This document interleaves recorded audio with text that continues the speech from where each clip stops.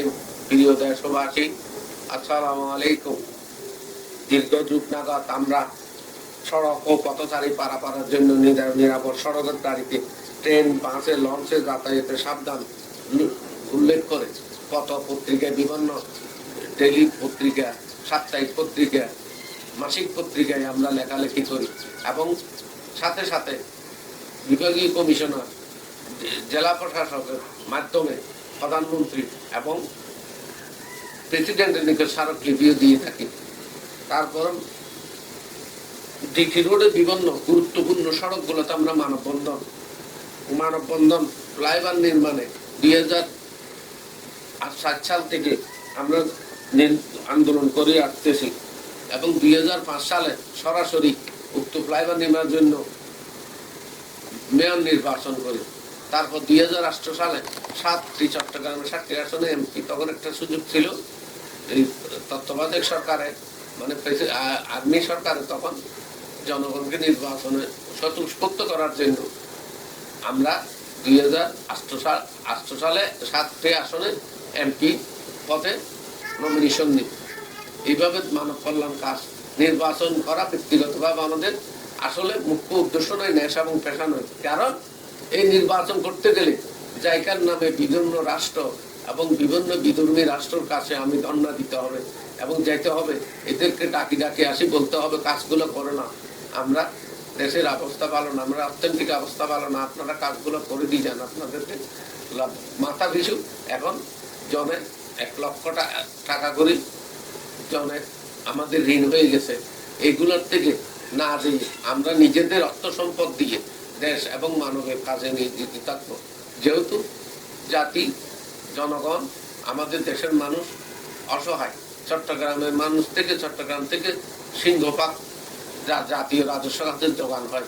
এখন আরো মহেশখালী ওইখানে সিপোর্ট নির্মাণ করতে, ওইটা টাকাও যাবে, কক্সবাজারের টাকাও যাবে, তারপর আপনার এই চিটাং পোর্টও জায়গাও যাবে।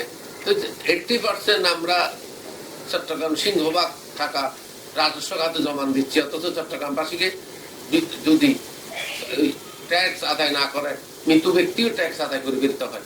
মৃত্যু ব্যক্তির কাছ থেকেও তারা ট্যাক্স নিয়ে নেয়, খাজনা নিয়ে নেয়।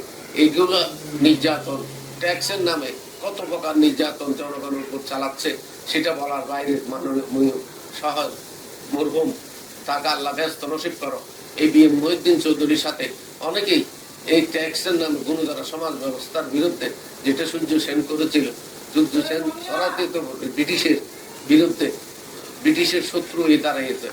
এই সূর্য সেন, প্রীতিলতা, হাজী শরীফুল্লাহ ব্রিটিশ বিরোধী আন্দোলনে সবাই ট্যাক্সের আন্দোলন করতে যাই তাদের বিরুদ্ধে শত্রু হয়ে দাঁড়িয়েছে।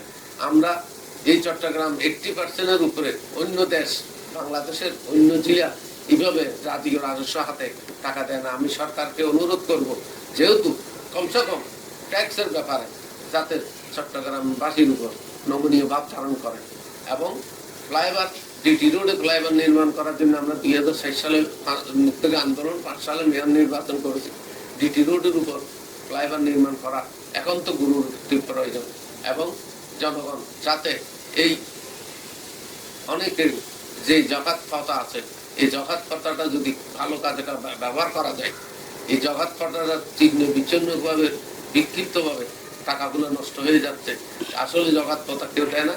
এই জকাতের মাধ্যমে ধনী এবং গরিবের মধ্যে যে একটা আকাশ পাতাল ডিস্টেন্স, এটা যদি জকাত অর্থনৈতিক ব্যবস্থা চালু করে, এটা বন্ধ হয়ে যাবে।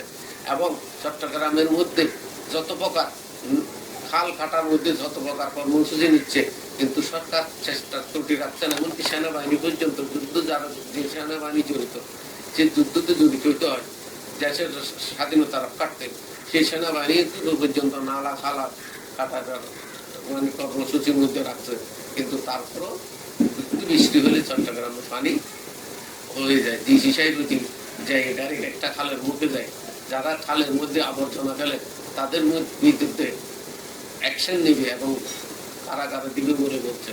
সিন্ডিকেট ব্যবসার জন্য যাই তারিখ করতেছে, কিন্তু জনগণ কর্ণপাত করতেছে না।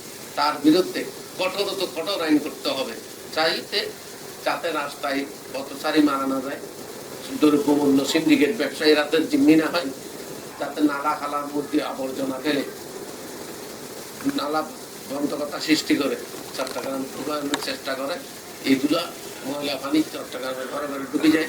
এগুলো বন্ধ করার জন্য সড়ক নিরাপত্তা সড়ক এবং সড়কগুলো আমরা যাতে নির্বিঘ্নে চলাচল করতে পারি, এবং এই আমরা যেটা লিফলেট বিতরণ করছি বাসে ট্রাকে অলংকারের মোড়ে, ষোলশর স্টেশনে, তারপর আপনার চট্টগ্রাম স্টেশনের পুরানো নতুন স্টেশনে, বাস টার্মিনালে, অলংকারের মোড়ে, প্রথমতলি বাস টার্মিনালে, প্রত্যেকটা যেখানে গাড়ি ছাড়ে সেখানে যাই আমরা জনগণকে সচেতন করার চেষ্টা করছি।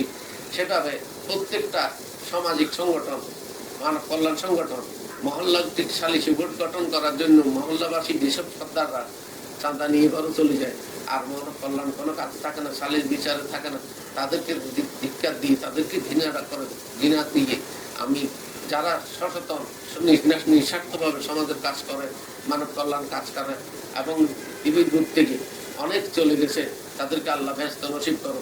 আমি সকল মুক্তিযোদ্ধা যারা দেশপ্রেমিক মুক্তিযোদ্ধা, দেশের জন্য যুদ্ধ করে গেছে, সত্যকারভাবে যুদ্ধ করে গেছে, সকলের রুহের আত্মার মাগফিরাত কামনা করে এবং সড়ক নিরাপত্তা, সড়কের দাবিকে আমি জোর দাবি জানিয়ে সরকারের নিকট আমি ঈদ মোবারক দেশবাসীকে ঈদ মোবারক, ঈদ মোবারক।